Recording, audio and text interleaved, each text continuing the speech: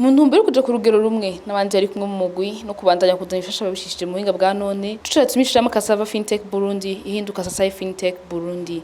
Ivyo bimenyesha cese kuno wa mbere muganiro batanze mu bigo vya Econet Wireless. Christine Ndayizeye umuyobozi uje gutunganiza abanywanyi muri Econet Wireless ati kuri Sasai Fintech kuri Sasai mu bisanzwe nk'abamaze kuyikoresha irakora cyane nko kuri nka WhatsApp mu bisanzwe ngene ikora bisigura yuko twashatse kumvisha yuko ego EcoCash irasanzwe ikora mu byo guhanahana amafaranga mugabo hariho n'ikindi kiruta akabirya karucira kuri ivyo ari uko harimo ubuhinga bundi bukwandikiranira ubutumwa bugufi n'ibindi uciye kuri Sasai.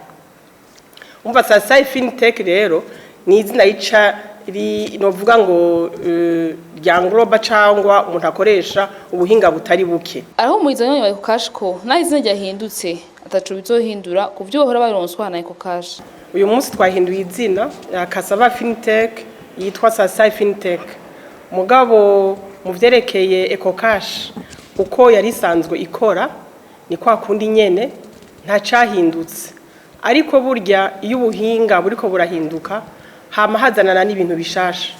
Mu minsi iri imbere tuzobabwira ibizoba byandiko birahinduka mu ntumbero yo gukuma twiteza imbere duteza imbere n'abakoresha EcoCash. Cassava Fintech Burundi ihindutse kitwa Sasai Fintech Burundi igeze ku mwanya wagera ku miliyoni n'ibihumbi 600 gikora n'amabanki 5 hamwe na microfinance 2 mu gihugu cose.